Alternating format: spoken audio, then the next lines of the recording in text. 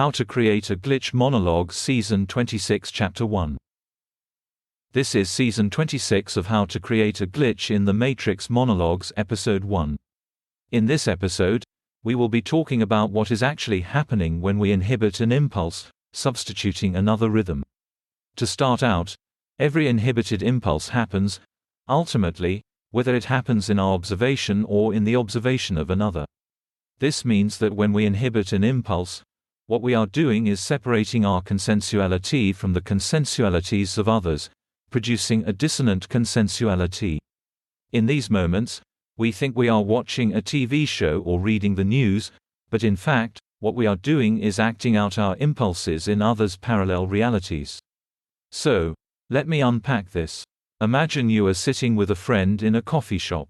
Something your friend has said has made you terribly angry, but you put on a brave face and grit your teeth until the feeling passes.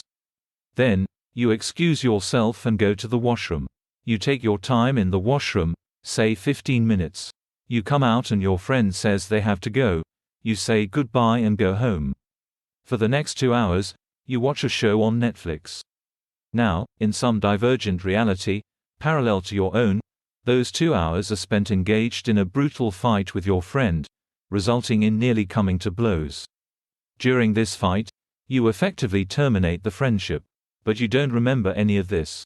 All you remember is saying goodbye and going home and watching a movie on Netflix for 2 hours.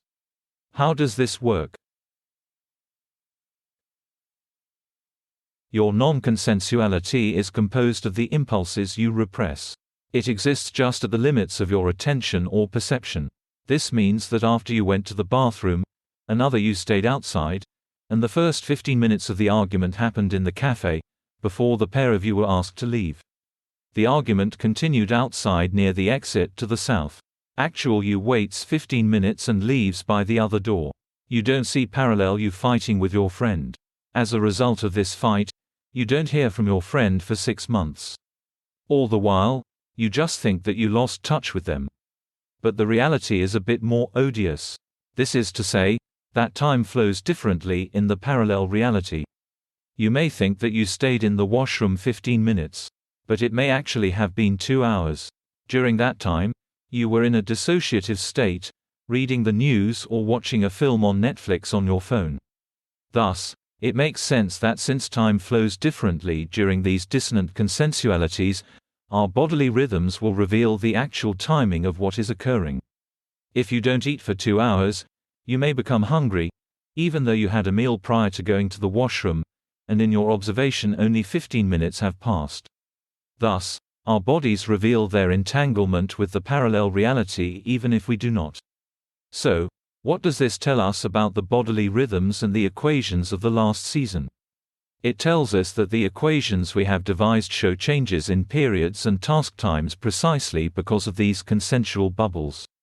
If we existed in a purely non-consensual reality, our rhythms would be stable, uncoupled from each other, or from the rhythms of others. What these equations reveal to us is the timing relationship between our consensuality and non-consensuality. But they don't tell us what is real for others, or what is fabricated by our own minds. Non-consensual intersections either become consensual or they degenerate into substitutions. That's the end of the podcast for today. If you enjoyed it, please like, comment, and subscribe.